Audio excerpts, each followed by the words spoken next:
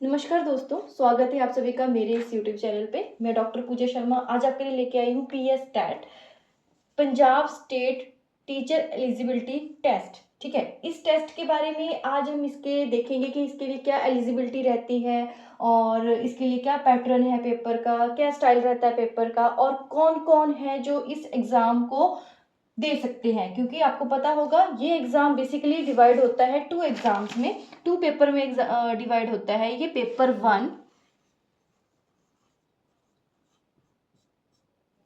And paper 2। ठीक है, तो बहुत सारे ऐसे कैंडिडेट्स होते हैं जिनको ये क्वेरीज होती हैं कि पेपर 1 के लिए कौन एलिजिबल है और पेपर 2 के लिए कौन एलिजिबल है। तो बस आज हम वही एलिजिबिलिटी क्राइटेरिया देखेंगे कि किसके लिए कौन एलिजिबल है और किसके लिए नहीं है। तो आज बस हम पेपर 1 और पेपर 2 के बारे में डिस्कस करते हैं कि पेपर 1 में क्या होता है और पेपर 2 में क्या होता है और ये कौन कौन सी क्लासेस के लिए टीचर्स को देना पड़ता है कि कौन कौन सी टीचर क्लासेस को पढ़ाने के लिए टीचर जो है एलिजिबल होता है। तो चलो चलते हैं अपनी वीडियो की तरफ। तो आप वीडियो को देखने से पहले वीडियो को लाइक ज़रूर करना और वीडियो को एंड तक ज़रूर देखना, और अगर वीडियो पसंद आए तो उसको शेयर कमेंट ज़रूर करना और चैनल को सब्सक्राइब भी करना। तो चलो चलते हैं पेपर 1। जो हमारा पेपर 1 रहता है वो हमारा क्लासेस के लिए होता है।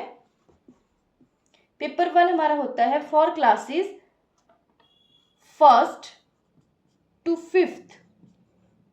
ठीक है, जो पेपर 1 है वो हमारी कौन सी क्लासेस के लिए एलिजिबिलिटी है, for classes 1st to 5th। और जो हमारा पेपर 2 होता है ये हमारे पास होता है for classes 6th to 8th। ठीक है, अलग अलग सी ये 1st to 5th के लिए है पेपर 1 और पेपर 2 है हमारे पास क्लासेस 6 to 8th के लिए। मीन्स हम यहाँ पे क्लासेस 1st to 5th के लिए एलिजिबल हैं पढ़ाने के लिए अगर हमारा पेपर 1 क्लियर है, और अगर पेपर 2 हमारा क्लियर है तो हम फॉर क्लासेस 6 to 8th के लिए एलिजिबल है पढ़ाने के लिए। ठीक है, अब इसकी देख लेते हैं हम कि कौन से हैं ऐसे कैंडिडेट जो है पेपर 1 दे सकते हैं। तो उसके लिए आपके पास क्या कौन सी डिग्री होनी चाहिए, डीएलएड और जेबीटी। ठीक है, जो आपके पास पेपर 1 है वो कौन से कैंडिडेट दे सकते हैं, जिन्होंने या तो जेबीटी की होती है या डीएलएड की होती है वो पेपर 1 दे सकते हैं, वो पेपर 1 में बैठ सकते हैं। ठीक है, और उसी तरह से पेपर 2। अब आपके माइंड में क्वेश्चन आएगा कि पेपर 2 कौन से कैंडिडेट्स हैं जो दे सकते हैं।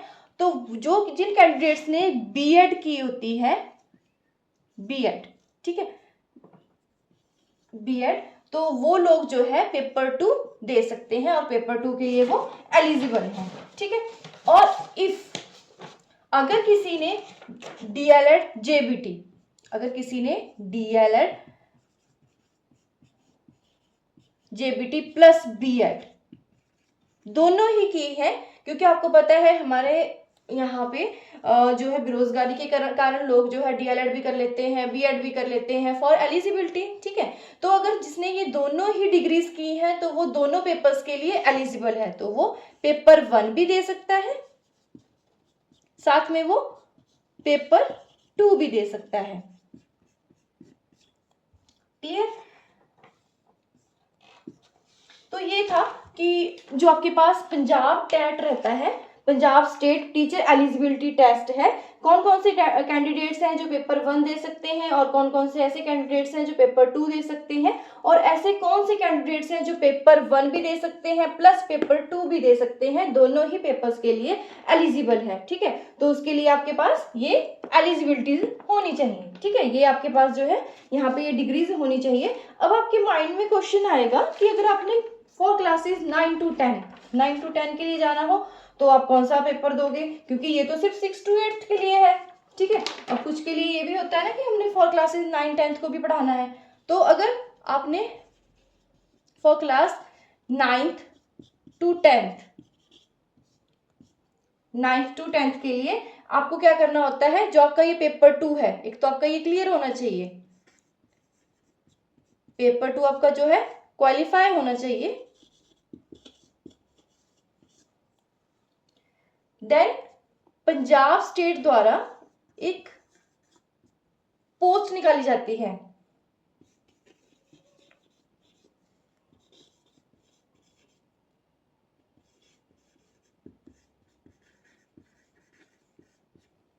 देन जिस कैंडिडेट का पेपर 2 क्लियर है तो वो इस पोस्ट का एग्जाम भर सकता है। अगर उसका ये एग्जाम क्लियर हो जाता है देन वो क्लासेस 9 to 10 के लिए एलिजिबल है। उसके बाद भी आपके पास अलग प्रोसेसेस होते हैं, उनकी मेरिट बनती है, ठीक है, मेरिट बेस पे सिलेक्शन होता है।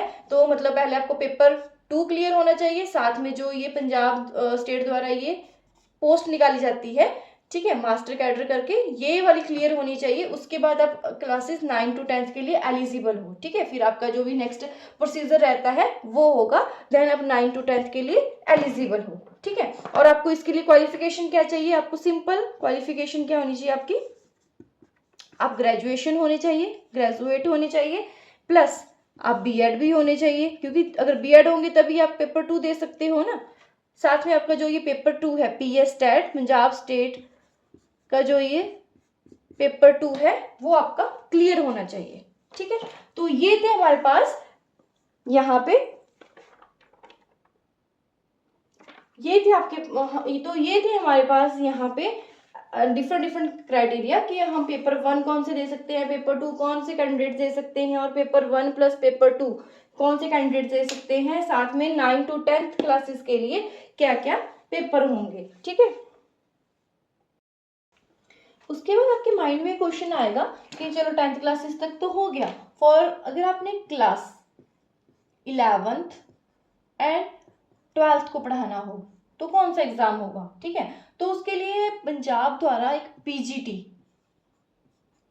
पोस्ट ग्रेजुएशन एग्जाम होता है ये, और लेक्चरर के लिए, ठीक है, ये होता है। इस एग्जाम को क्वालिफाई करना पड़ता है, तो वो कैंडिडेट जो है +1 +2 को भी पढ़ाने के लिए एलिजिबल है, ठीक है। तो ये हमने डिफरेंट क्लासेस के लिए किया। मैं फिर से यहाँ पे आपको क्लियर वर्ड्स में लिख देती हूँ कि for classes 1st to 5th, इसके लिए आपके पास होना चाहिए पीएस स्टैट पेपर 1, ठीक है।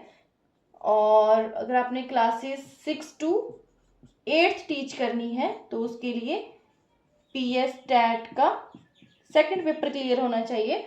और अगर आपने क्लासेस 9th एंड 10th को टीच करना है तो उसके लिए आपके पास मास्टर कैडर का ये एग्जाम क्लियर होना चाहिए, ठीक है।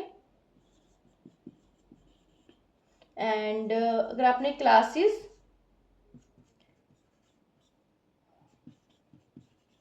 +1 2 के लिए करना है तो आपको पीजीटी का ये एग्जाम क्लियर होना चाहिए आपका,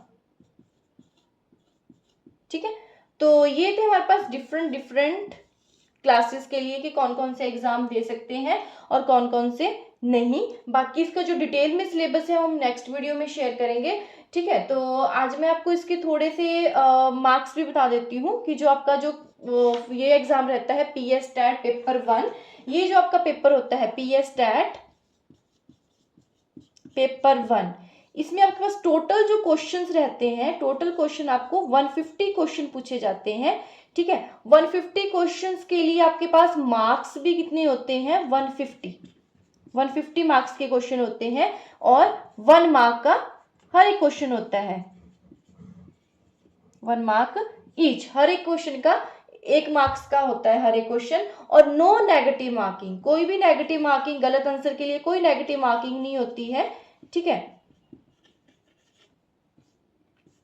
अब उसके बाद बात आती है टाइमिंग की कि इसके लिए टाइम कितना मिलेगा कैंडिडेट को। तो टाइमिंग इसमें मिलती है आपको 2 hours + 30 minutes, ये होती है आपके पास पेपर 1 पेपर 2 दोनों के लिए सेम है। पेपर 1 और पेपर 2 दोनों के लिए ही सेम है। ये पेपर 2 के लिए भी सेम आपके पास क्वेश्चन जो है 150 क्वेश्चंस रहते हैं, मार्क्स 150, हर एक क्वेश्चन के लिए 1 मार्क होता है और नो नेगेटिव मार्किंग, और टाइमिंग भी सेम रहती है 2 hours and 30 minutes, ठीक है। और उसके बाद जो आपके पास क्वेश्चन टाइप रहते हैं वो क्वेश्चन होते हैं आपके पास एमसीक्यू, मल्टीपल एमसीक्यू क्वेश्चंस रहते हैं आपके पास। तो ये था हमारे पास यहाँ पे पेपर 1 पेपर 2 के लिए।